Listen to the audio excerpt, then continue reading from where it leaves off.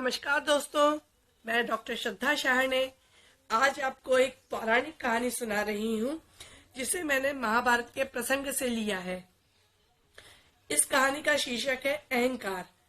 यदि आपको यह कहानी सुनने में अच्छी लगे तो मेरा बार बार आपसे यही निवेदन है कि इसे किसी पास की लाइब्रेरी में पढ़कर उसका आनंद उठाइए।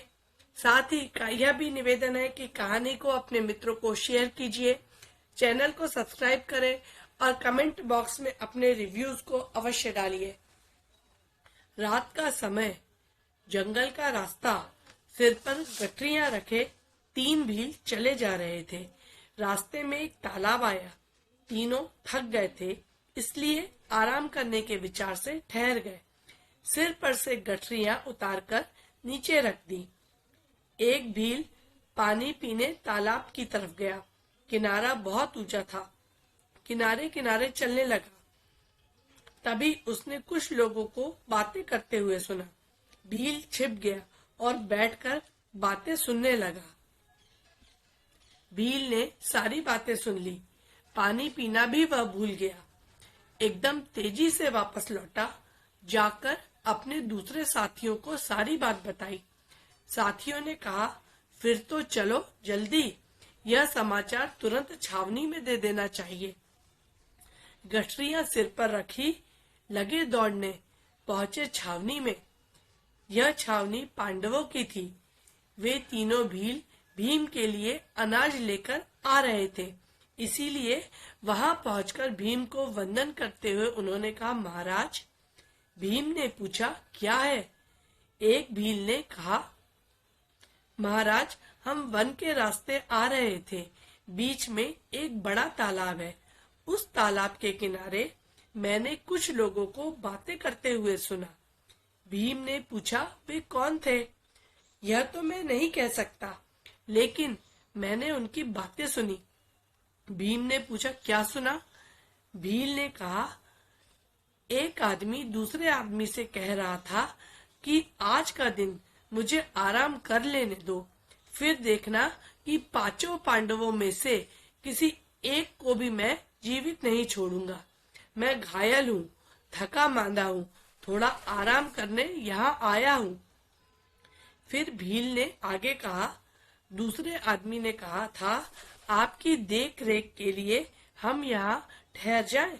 तो पहले आदमी ने कहा, नहीं, किसी की जरूरत नहीं है, तुम सब जाओ। फिर भीम ने पूछा, बस इतनी बात सुनते ही हम दौड़ते हुए यहाँ आए हैं। भीम ने कहा, बहुत अच्छा समाचार लाए हो। भीम ने तुरंत जाकर युधिष्ठिर, अर्जुन तथा श्री कृष्ण से कहा, दुर्योधन का पता चल गया। अर्जुन ने पूछा, कैसे, कहाँ है वह? भीम ने बताया, वह तो जंगल में तालाब में जा छिपा है। श्री कृष्ण ने कहा, चलो जल्दी करो। रथ तैयार हुआ। श्री कृष्ण और पांडव चल पड़े। तालाब के किनारे जा पहुंचे।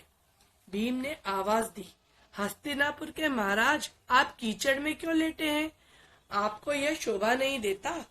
चलिए हस्तिनापुर के राजमहल में। लेकिन कोई उत्तर नहीं मिला। युधिष्ठिर ने कहा, दुर्योधन, तुम हमारे भाई हो। भले ही हम आपस में लड़े, लेकिन अब अंत आ गया है। तुम बाहर आओ, हम तुम्हारी देखभाल करेंगे। तुम खुशी से हस्तिनापुर पर शासन करना। अब दुर्योधन ने जवाब दिया, ओ दुष्टों, तुम्हारी दया से मैं जीना नहीं चाहता। शासन तो मैं करूंगा ही, लेकिन अपने बाहुबल से, तुम लोगों को पराजित करने के बाद। भीम ने कहा, तो बाहर आओ और हमारे साथ युद्ध करो। दुर्योधन ने जवाब दिया, कल तुम लोगों की यह इच्छा भी पूरी हो जाएगी। आज मैं आराम करूंगा। युधिष्ठिर ने कहा, अरे भाई, अब अपना झूठा अहंकार छोड़ दो। प्रेम से अपना राज्य स्वीकार कर लो। हमें राज्य नहीं चाहिए। इस पर दुर्योधन बोला, ओ धर्म की दुम, अपनी दया अपने पास रहने दो। अर्जुन तथा युधिष्ठिर ने उसे बहुत समझाया, लेकिन दुर्योधन नहीं माना। तब अर्जुन ने श्री कृष्ण से पूछा, प्रभु अब क्या करें? श्री कृष्ण ने कहा, दुर्योधन बलराम का शिष्य है, गदा युद्ध में उसकी बराबरी कोई नहीं कर सकता। भीम ने कहा, मैं हूं ना। श्री कृष्ण ने कहा, दुर्योधन के आगे तुम कुछ भी नहीं हो, फिर भी दुर्योधन से आज तुम्हें लड़ना है। अर्जुन ने कहा, लेकिन दुर्योधन सामने ही नहीं आ रहा है, फिर किससे लड़ा जाए? श्री कृष्ण ने कहा, वह आएगा। अहंकार सबसे बड़ा अवगुण है। दुर्योधन में अहंकार ना होता तो वह एक महान पुरुष बन जाता। इस अहंकार ने ही उसके कुल का नाश किया है।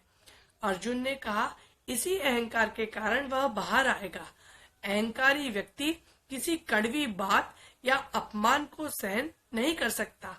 अब तुम ऐसी बात कहो जिससे उसका अपमान हो, फिर वह लड़ने के लिए तैयार हो जाएगा। भीम ने तुरंत कहा, भाई दुर्योधन, तुम्हारी गदा में इतनी ताकत है तो फिर सियार की तरह छिपकर क्यों बैठे हो? जरा बाहर तो आओ। दुर्योधन ने कहा, अरे दुष्टों, मैं डर से नहीं छिपा हूँ, मुझे आराम की जरूरत है। भीम ने कहा, यह तो झूठा बहाना है, ताकत है तो बाहर आओ। यह बात सुनते ही दुर्योधन बाहर आया और भीम के साथ गदा युद्ध करने लगा। भीम ने उसे पछाड़ दिया। श्री कृष्ण ने कहा, दुर्योधन, तुम अपने अहंकार के कारण ही मारे गए हो, लेकिन दुर्योधन के प्राण पखेरु उड़ चुके थे। इस पौराणिक कहानी से हमें यह सीख मिलती है कि अहंकार एक अवगुण है। हम सभी को इससे दूर रहना चाहिए तथा अपने अंदर के अहंकार को हमें मार देना चाहिए।